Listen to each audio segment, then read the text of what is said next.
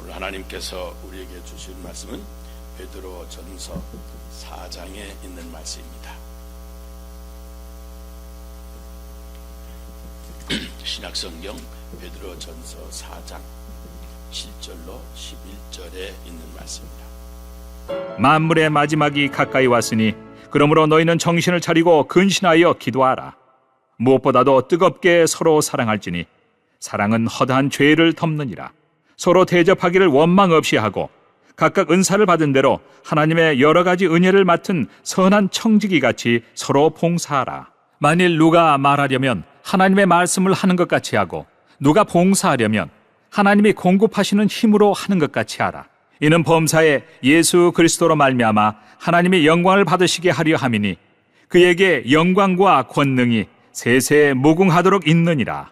아멘. 히포크라테스의 선서, 여러분 히포크라테스의 선서라는 것 있지 않습니까? 의사가 될 때 히포크라테스 선서를 다 함께 하고 의사가 되는데 그 내용 중에 둘째 항에 보면 이런 말이 있습니다. 나의 은사에 대하여 존경과 감사를 드립니다 라고 하는 그런 말입니다. 의사는 모름지기, 의사라고 하는 직이 이 세상에서 가장 존귀한 직이라고 생각을 하고 또 환자를 돌보는 일보다 더 고귀한 일이 없으며 그 고귀한 일을 내게 가르쳐 주시고 또 나에게 맡겨주셔서 마침내 내가 이제 맡게 되는 데 대해서 감사하고 존경과 감사를 항상 지니고 그렇게 살아가는 것이 의사입니다. 만일에 의사가 환자를 돌보는 일 외에 돈을 더 많이 버는 직업을 좋게 생각하고 권세를 더 많이 누리는 것을 더 좋게 생각을 하고 그래서 여기저기 넘보고 있다면 그것은 의사답지 못한 것입니다. 아니 그거는 자격증은 있는지 모르지만 의사라고는 할 수가 없습니다. 여러분 인생은 두 가지 생일이 있다고 그럽니다. 하나는 생리학적인 생일입니다. 여러분이 다 알고 기억하고 있는 생년운이라고 하는 것, 이 세상에 태어날 때 바로 그때 그 시가 여러분의 생일이 되는 것입니다. 두 번째 생일은 나의 존재 이유와 내 생에 주어진 목적을 깨닫는 때입니다. 그런 시간입니다. 나는 왜 세상에 존재해야 하나? 내가 무엇을 위해서 이 땅에 이렇게 살아야 되는가? 그 의미를 깨닫는 것이 그것이 그날이 바로 두 번째 생일입니다. 이 의미를 깨닫는 것이 우리 인생에 얼마나 소중한 일인지 모릅니다. 그런데 유감스럽게도 이 두 번째 생일을 맞지를 못하고 엄격히 말하면 사람다운 생을 시작도 못하고 끝나는 아주 유감스러운 사람들이 얼마나 많은지 모릅니다. 우리는 창조주 하나님의 능력과 그 섭리, 그의 거룩한 경륜 속에 내가 태어난 것을 깨닫습니다. 그리고 그것을 알고 믿으며 그 역사와 하나님의 섭리와 나와의 개인적인 관계를 믿습니다. 그 큰 역사 속에 나라고 하는 작은 존재가 해야 할 일이 있는 것도 깨닫습니다. 그래서 이 땅에 우리가 보냄을 받아 태어나게 된 것입니다. 그러므로 여기에 우리가 이 땅에 더 살아야만 되는 그런 사명이 있는 겁니다. 여러분, 우리들이 오늘 이 시간까지 이렇게 살아오지 않았습니까? 뭐 이런 고생도 하고 저런 일도 있었고 또 실패와 성공, 배신과 신뢰 여러 가지 어려운 과정들을 겪으면서 오늘 우리에게 오늘까지 이렇게 지켜왔습니다. 그런데 여러분 어떻게 생각하십니까? 이 모든 것이 그냥 버려진 과거입니까? 아무 의미도 없이 그냥 흘러가 버린 과거일 뿐입니까? 적어도 소명을 아는 사람은 바로 이 오늘을 위해서 그 모든 지나간 날이 내게 주어졌다고 그렇게 믿는 겁니다. 보세요. 모세가 나이 80에 하나님의 음성을 듣습니다. 그리고 그의 사명을 깨닫습니다. 그 음성을 들을 때 그는 80년간의 지나간 생의 의미를 비로소 가지게 됩니다. 또 바로의 궁전에서 40년을 왜 살았는지, 왜 광야에서 40년 동안 목자 생활을 해야만 했는지, 그리고 더 나아가서 그 모든 것이 합쳐서 모세의 오늘, 이 지금을 위해서 새로운 의미를 가지게 되는 겁니다. 말하자면 오늘과 내일을 위해서 지나간 과거가 필요했다고 하는 그런 인식, 거기서부터 나라고 하는 존재의 새로운 인생이 미래를 향하여 다시 출발하게 되는 겁니다. 오늘 본문 10절에 보면 각각 은사를 받은 대로라고 하는 말이 있습니다. 우리 인생은 주어진 겁니다. 주어진 겁니다. 나의 생은 내가 선택한 것이 여러분 아닙니다. 하나님이 세상에 낳게 해서 그래서 내가 태어난 것입니다. 내가 아버지 어머니를 선택한 것이 아닌 것처럼 내 출생도 그렇습니다. 내가 선택한 것이 아닙니다. 내 출생 시점도 출생의 장소도 다 그냥 나도 모르는 사이에 나에게 주어진 겁니다. 내 의지는 아예 처음부터 없었습니다. 그래서 어떤 철학자는 우리의 주어진 이 인생을 그저 던져진 생이라고 그렇게 표현하기도 합니다. 그런데 한 가지 생각해보면, 그런데도 불구하고 우리에게 각각 주어진 은사라고 하는 것이 있습니다. 이것은 이 땅에 우리가 사는 동안 우리의 소명이 있고 사명이 있다고 하는 것을 우리에게 가르쳐 줍니다. 무엇인가 할 수 있도록 무엇인가를 해야만 되기 때문에 그 도구로 우리에게 주신 겁니다. 그러니까 우리들을 위해서, 오늘을 위해서 주님이 많은 은사를 우리에게 선물로 주신 겁니다. 오늘 본문에는 은혜를 맡은 청지기, 은혜를 맡은 청지기란 말로 시작이 되어집니다. 이 오이코노모스라고 그러는데 청지기라고 하는 말, 아주 옛날 번역에는 이걸 집사라고 번역을 했습니다. 집사. 그런데 이 집사에게는 이 타율성과 자율성 두 가지가 함께 있는 뜻이 있습니다. 집사가 하는 모든 일은 다 주인을 위한 것입니다. 주인이 있어서 내가 있고 내가 주인을 위해서 존재하는 겁니다. 내 존재부터 내 직책부터 다 주인의 임명을 받은 것이고 주인이 시켜 허락받은 것뿐입니다. 그래서 존재의 목적이 수직적으로 그 주인을 위한 이 타율성에 소속이 되어지는 겁니다.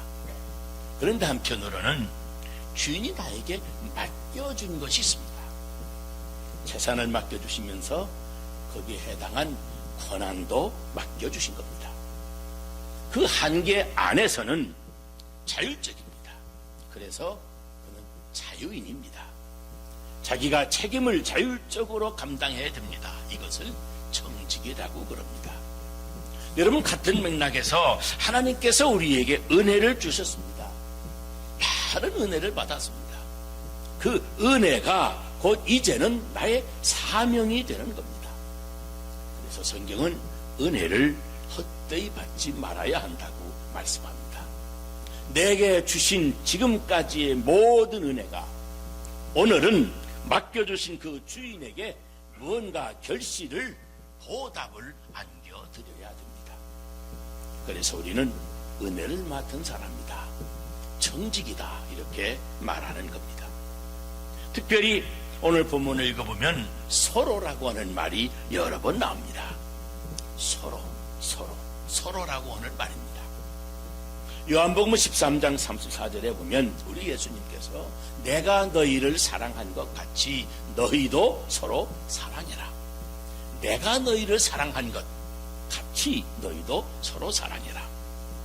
우리 사람들이 생각하는 이 서로라고 하는 이 관계는 단순히 인격적인 관계이거나 수평적으로 그저 주고받는 수평적인 관계가 아니라 수직적으로 주님과의 수직적인 관계의 결과로서 나오는 거라고 하는 말입니다. 그래서 내가 너희를 사랑한 것 같이, 수직적으로 주님이 나를 사랑한 것 같이 내가 너희를 사랑했노라. 주님이 나를 사랑했노라. 그러므로 너희들도 서로 사랑해라 하는 겁니다. 다시 말하면 우리는 주님으로부터 사랑을 받았습니다. 엄청난 사랑과 은혜를 받았습니다. 그러므로 그 사랑으로 이제는 수평적으로 사랑해야만 됩니다. 우리끼리의 사랑은 원인이 아니고, 이 서로 사랑해야 된다는 이 의무는 원인이 아니고 바로 수직적으로 하나님으로부터 받은 사랑의 결과일 뿐입니다. 그 사랑의 첫 번째 원인이 바로 수직적으로 주님께 있는 겁니다. 그가 우리를 사랑했고, 그래서 우리는 그의 사랑을 받았습니다. 그가 우리를 위해서 죽으셨고, 그가 나를 구속해 주셨습니다. 그래서 그 사랑의 근거에서 우리는 그 결과로 서로 사랑해야 되는 것이 맞다고 하는 말씀입니다. 그러므로 사랑받았다는 것은 그 은혜를 받은 것이고, 서로 사랑하라고 하는 말씀은 서로 사랑할 수 있는 은사를 받은 것을 전제로 하시는 말씀입니다. 그러므로 서로 사랑해야 됩니다. 그런데 서로 사랑하는 말을 오늘 본문 말씀에는 또 이렇게까지 강조합니다. 뜨겁게 서로 사랑해라. 옛날 성경에는 열심히 서로 사랑해라 그렇게 말했습니다. 이게 뜨겁다고 표현하든 열심으로라고 표현하든 원래 헬라어 원어에는 이런 뜻이 있습니다. 원래 액테네라고 하는 말인데, 이 말은 잡아 느린다고 하는 뜻이 있습니다. 잡아 느린다. 고무줄이 있는데 끊어지지 않을 정도로 잡아 느리는 겁니다. 스프링이 있는데 이 스프링을 잡아 느리는 겁니다. 자, 보세요. 경마로 쓰여지는 말, 그 말이 가지고 있는 능력이 있습니다. 이것을 극대화하려고 그 말에게 좋은 음식을 먹이고 잠을 잘 재우고 훈련을 시키고 운동을 시키고 그랬다가 경마장에 나가는 날 또 이걸 타고 나가가지고서는 그 잘 달리는 말을 또 때립니다. 계속 때리면서 그 말의 능력을 극대화시키는 겁니다. 말하자면 그 말의 능력을 잡아 느리는 겁니다. 여러분의 사랑의 영역이 얼마나 되는지 생각을 해보세요. 내가 얼마까지 사랑할 수 있는가? 내 사랑의 영역, 사랑의 힘을 잡아 늘리라고 하는 겁니다.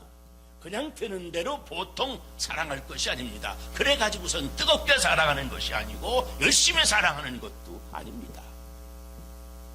어떻게 되느냐? 뜨겁게 열심히 사랑하다 보면 성경은 말합니다.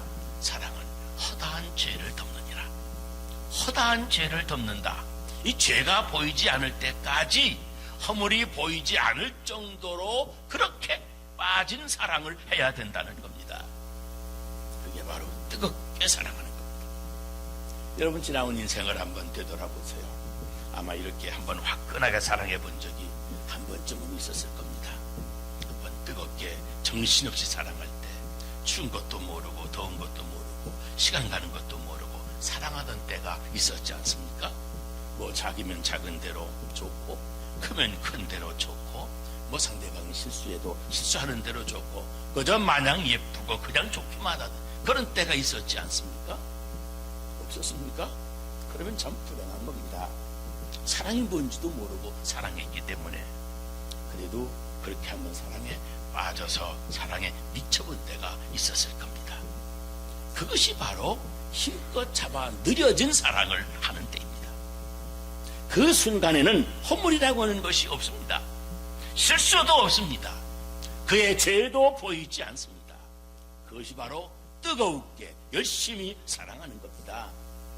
그런데 그렇게 사랑하라는 겁니다. 열심으로 뜨겁게 사랑하는 자는 피곤함이 없습니다. 그의 눈에 허물이 보이지 않습니다. 아무것도 보이지 않습니다. 그저 예쁘고 좋고 아름답고 행복하고 그것뿐입니다. 사랑하는 것, 에릭 프룸이라고 하는 심리학자가 사랑의 기술이라고 하는 책에 사랑의 4가지 단계를 이렇게 말했습니다.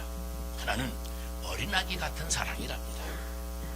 어린아기는 나를 사랑해 주기 때문에, 내가 사랑을 받기 때문에 사랑하는 사람입니다. 사랑받고 사랑하고, 그게 바로 어린아기의 마음입니다. 그래서 어린아이들을 여러분 잘 위해 주다가도, 그렇게 좋다고 하다가도 조금만 자기 비위에 안 맞으면 어느 순간에 아빠 싫어, 엄마 싫어 그러지 않습니까? 자, 그러면 저 정이 뚝 떨어진다고 그럽니다. 이게 아주 유치한 사랑입니다. 어린아이들은 다 그렇습니다. 그런데 이게 어른이 되어서도 어른 아기들이 되어서 아주 유치한 사랑을 하는 사람들이 있습니다. 다 그렇습니다. 자기를 사랑해 줄 때에만 사랑할 마음이 생기는 겁니다. 둘째는 성숙한 사람의 사랑입니다. 보통 어른들은 내가 먼저 사랑하기 때문에 사랑을 합니다. 내가 사랑하기로 결정했기 때문에 사랑하는 겁니다. 자기 사랑으로 상대방을 돕습니다. 내가 사랑하는 이유가 상대방에게 없습니다. 내가 사랑하니까 사랑하는 겁니다. 상대방의 모든 것을 다 사랑합니다. 작은 것도 큰 것도 상대방의 많은 것도 상대방의 모자란 것도 다 사랑합니다. 그저 있는 그대로 다 사랑하는 겁니다. 여러분 그런 사랑 받아보지 않았습니까?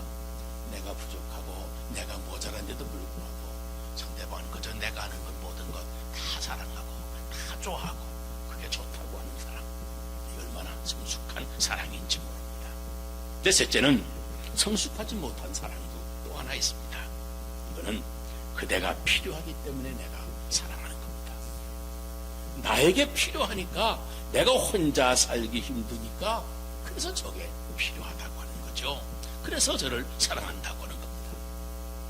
제가 미국에 와서 어느 분이 한 50대 된 한 부인이신데 결혼 주례를 해달라고 그래서 만나서 얘기를 하는 중에 그럽니다. 자기가 혼자 살아보려고 남편을 잃어버리고 혼자 살아보려고 발버둥을 쳤는데 나이가 들어가면서 아이들도 커서 좀 다 하나둘 헤어지고 그러다 보니까 외롭기도 하고 고독하기도 하고 이 세상에 혼자 살기가 얼마나 힘든지 모르겠다면서, 그래 이 나이에 내가 누구를 사랑해서 사랑의 감정에 빠져서 사랑하다가 결혼하는 게 아니고 내 노후 대책으로 내가 더 늙으면, 더 나이 많이 먹으면 그러면 저 사람과 내가 노후 대책으로, 내 노후 보험으로 내가 저 사람과 결혼한다 하는 이야기를 합니다. 내가 필요해서 남을 사랑할, 이게 지극히 율법적이고 이게 아주 계약적이고 아주 실리적인 결혼 아니겠습니까? 왜 그런가 하면 또 성숙한 사람은 그를 사랑하기 때문에 그가 나에게 필요한 겁니다. 이게 좀 말이 어려운 말인 것 같은데, 이미 내가 그대를 사랑하니까, 이미 사랑해 버렸으니까, 이미 사랑에 내가 깊이 빠졌으니까 이제 그대가 나에게 필요하다는 겁니다. 사랑의 대상으로 그가 나에게 필요한 겁니다. 그대가 나를 사랑하든 미워하든 나를 그대가 어떻게 대하든 이런 문제될 게 없습니다. 지금 이미 내가 그대를 사랑하니까 그대가 필요한 겁니다. 너를 사랑함으로써만 내 삶의 의미가 있습니다. 그러므로 나는 내가 필요하다. 사랑의 대상이 없으면 내가 아무도 사랑할 수 없는 무능한 사람이 되니까, 내가 누군가를 사랑하지 아니하면 내 존재의 의미가 없으니까, 그래서 내가 저것을 사랑한다고 하는 겁니다. 이게 성숙한 사랑이라고 설명을 합니다. 그리고 오늘 성경 말씀을 보면 서로 대접하라 그랬습니다.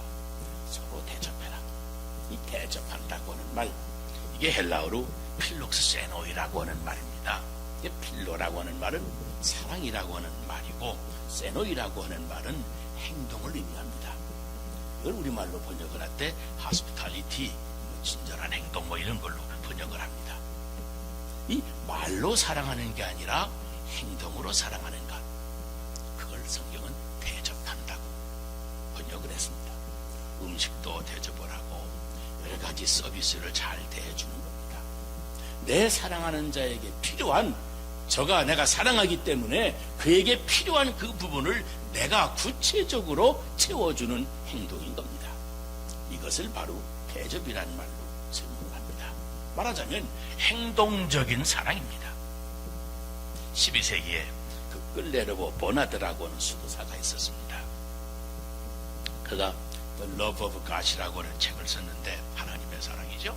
이 책을 썼는데 그 하나님의 사랑을 실천하는 데 있어서 우리가 어떤 유혹과 또 어떤 시험에 빠질 실수가 있다고 지적을 하면서 그 몇 가지 조심해야 될 것을 경고해 줍니다. 그 네 가지 첫 번째는 뭐냐면 실망하는 겁니다. 실망하는 것. 참 사랑에는 사실은 실망을 없다고 하는 겁니다. 내가 사랑한다고 하면서 어느 순간에 실망했다고 하면 그 사랑은 거짓말이라는 겁니다. 그건 사랑이 아니었습니다. 사랑에는 무한한 미래를 그저 마냥 희망적으로만 바라보기 때문에 사랑하는 것, 그게 진짜 사랑이라는 겁니다. 그러면서 대통령의 어머니들이라고 하는 책이 있는데 그 책에 미국의 11대 대통령까지 그 대통령이 되게 한 결정적인 역할을 그 어머니들의 특징이라고 지적을 하면서 몇 가지를 또 설명을 합니다. 그 어머니들은 우선 낙심한 일이 없답니다. 자식들이 실수를 하더라도 절대로 실망하지 않았답니다. 사랑에는 절대로 절망이나 실망이 없는 것이기 때문입니다. 또 그 사람들은 사람들의 칭찬을 기다리지 않는다는 겁니다. 사람에게 보이려고 하는 마음이 아예부터 없습니다. 누가 뭐라고 하든 말든 알아주든 몰라주든 그 칭찬과는 전혀 상관이 없습니다. 그 칭찬받고자 하는 마음, 그게 이미 병든 사랑인 겁니다. 아주 위험한 사랑인 겁니다. 또 하나는 위선입니다. 위선. 사랑의 형식만 남고 내용, 진실이 없습니다. 명예를 좋아하고 야망을 가졌을 때 그 사랑은 벌써 위선으로 빠지고 마는 겁니다. 또 하나는 핑계입니다. 정말 사랑으로 한다면 그 참사랑에는 핑계가 없습니다. 하지 말아야 될 이유, 사랑할 수밖에 없는 이유, 이런 것들만 생각을 한다면 그건 벌써 사랑이 아니라고 말합니다. 사랑할 수 없는 이유는 없는 겁니다. 어떤 핑계도 없고 그저 전적으로 나 자신을 죽어줘 하는 마음이 행동으로 나타나는 것, 그게 바로 사랑인데 그 행동으로 나타나는 사랑을 성경은 대접하라고 하는 말로 표현을 합니다. 특별히 오늘 본문 말씀에는 원망이 없이 한다 그랬어요. 원망이 없이 한다 그랬는데 이 사랑의 행동에는 무슨 원망이 있을 수가 없다는 겁니다. 여러분, 남을 대접한다고 하면서 대접하는 일에 마음에 원망을 품고 대접을 하면 되겠습니까? 원망하는 마음 없이 서로 대접하라 그런 겁니다. 여러분, 요새 우리는 이 대접하는 일이 점점 없어져 갑니다. 왜냐면 사람들이 자기밖에 모르기 때문에 그렇습니다. 정성을 다해서 손님을 대접하고 낯선 분들을 친절하게 대접하고, 아니 환자도 답답하고 얼마나 불쌍한가 안타까운가 찾아가서 방문하고 친절을 베풀어주고, 이 행동으로 보여주는 행동적인 사랑이 우리에게 메말라가고 있는 겁니다. 사실 그랬습니다. 옛날 저희가 어렸을 때만 하더라도 시골에서는 살았는데 할머니가 지나가던 거지를 보면 저를 시켰습니다. 가서 불러오라고. 저게 가진 것도 없이 먹은 것도 없이 걷기만 하면 어떻게 하느냐고. 그리고 나가서 모시고 오면 밥상을 차려놨습니다. 그 거지가 먹고 그리고 고맙다고 말 한마디 남기고 지나갑니다. 남을 대접하는 일이 요즘에는 참 보기가 힘들었습니다. 바로 옆집의 사람도 누가 사는지도 모르고 대문을 꽝꽝 걸어 잠가 놓고 나 혼자만 살기 때문에 그렇습니다. 대접하는 것 얼마나 중요한지 모릅니다. 그런가 하면 서로 봉사해라. 이 봉사해라, 이게 성경적인 용어로 디아코니아라고 그러는데 요즘에는 서비스란 말로 생각을 합니다. 요한복음 13장 14절에 보면 내가 너희들의 발을 씻겼다. 그러니까 너희들도 서로 발을 씻기는 것이 옳다라고 주님이 말씀하시지 않습니까? 그게 마땅하다고 하는 말입니다. 보세요. 예수님이 우리를 위해서 죽으셨습니다. 그가 세상에 오실 때부터 섬김을 받으려고 함이 아니고 섬기려고 하고, 그리고 우리를 위해서 당신의 몸을 대선물로 주려고 오셨다고 아예 선언하셨습니다. 철저하게 그런 일생을 섬기는 자로 사셨고 섬기는 자로 인생을 끝을 내셨습니다. 그렇다면 우리는 그분의 섬김을 우리가 받았으니 그런 사람이니 이제 수평적으로 우리도 서로 사랑하고 섬기는 자세로 살아가야 하는 것이 맞다고 하는 말씀입니다. 크라인벨이라고 하는 이 상담학자가 웰빙이라고 하는 책을 썼는데 그 책에 4가지 힘이 사람에게 있다고 소개를 합니다. 4가지. 첫째가 파워 오버입니다. 이게 지배력입니다. 남을 지배하려고 하는 능력. 두 번째는 파워 어게인스트입니다. 다른 사람을 공격하는 능력이 사람에게 있다는 겁니다. 세 번째는 파워 포입니다. 누군가에게 뭔가를 베풀어주는 그 베풀어주는 능력이 우리에게 있습니다. 그리고 네 번째는 파워 위입니다. 다른 사람과 더불어 협력하고 도우며 더불어 사는 능력이 우리에게 있다는 겁니다. 바로 내 힘을 상대방에게 실어주는, 내 힘을 주장하지 아니하고 내 의견을 주장하지 아니하고 상대방의 의견이 있을 때, 상대방의 능력이 있을 때, 상대방의 소신이 있을 때 거기에 내 실력과 내 능력을 총동원해서 그에게 힘을 실어주고 그를 섬겨주고 그와 더불어 갈 수 있는 능력, 이게 우리에게 있다는 겁니다. 그런데 이것이 문제가 되는 겁니다. 일본에 어느 중소기업 사장으로 있었던 분이 잘 나가다가 그만 사업이 망하게 됐습니다. 글자 그대로 쫄딱 망했습니다. 그래서 앞이 당장 캄캄하게 되었습니다. 57이나 되신 이 사람이 이제는 하루아침에 발거지가 돼서 그만 막노동을 하며 살아야만 됐습니다. 그 동네 가까이, 집 가까이에서는 부끄러워서 자기가 누구였던 사람인 거 다 아는 사람들 앞에서 그 막노동을 할 수가 없어서 멀리 타향에 가서 막노동을 하고 살았습니다. 어느 날 일하던 중에 점심시간이 돼서 좀 작은 집에 가서 싼 음식을 사 먹으려고 골목골목으로 돌아서 멀리 어느 식당에 들어갔는데 문을 딱 열고 들어가서 보니까 생각했던 그런 집이 아니었습니다. 아, 참 잘못 왔구나. 이거 아주 비싼 집에 들어왔구나 하는 생각이 들은 아주 좋은 집이었습니다. 이 점잖은 양반들이 넥타이를 메고 앉아있는데 자기 옷이 너무도 초라하고 그 분위기에 전혀 맞지 않는 것 같았습니다. 너무 창피하고. 그래서 저 구석에 가서 앉았습니다. 그런데도 어떻게 몸둘 바가 없었습니다. 그런데 어떤 회사 여직원 같은 예쁜 아가씨 하나가 물 주전자를 가지고 와서 물 한 컵을 따라주면서 물 마시세요 하고 빙그레 웃었습니다. 근데 그 순간 이 사람이 자기도 모르는 새에 눈에서 눈물이 왈칵 쏟아지더라는 겁니다. 그 고마움에 푹 빠쳐서 울었다는 것 아니겠습니까? 왜요? 그동안 그 친절한 봉사, 남들의 자기를 섬기는 이것에 그토록 굶주리고 목말라 했던 겁니다. 그 처지에서 생각을 해보면 이게 충분히 이해가 됩니다. 여러분, 우리의 선한 행동을 기다리는 사람들이 많습니다. 우리의 섬기는 행동을 굶주려하는 사람들이 많습니다. 참으로 우리는 우리의 봉사, 남을 섬기는 사람, 섬기는 마음, 이런 기다리는 사람들 속에, 목말라 하는 사람들 속에 우리가 살아갑니다. 한 인간됨의 성공은 은혜를 아는 데서부터 시작이 되고 그 은혜를 베푸는 데 있습니다. 수직적으로 하나님께 받은 은혜를 이제 수평적으로 서로 베풀어 주는데 인간됨의 성공이 있는 겁니다. 인간의 행복은 자기에게 주어진 은혜를 맡아서 은혜를 깨닫고 받는 데 있고 아는 데 있고 그 은사를 따라서 열심히 서로를 향해서 사랑하고 섬기며 살아가는 데 있는 겁니다. 사람답게 산다고 하는 말은 주께서 주신 은혜 깨닫고 감사해서 이웃에게 서로 베푸는 데 있는 겁니다.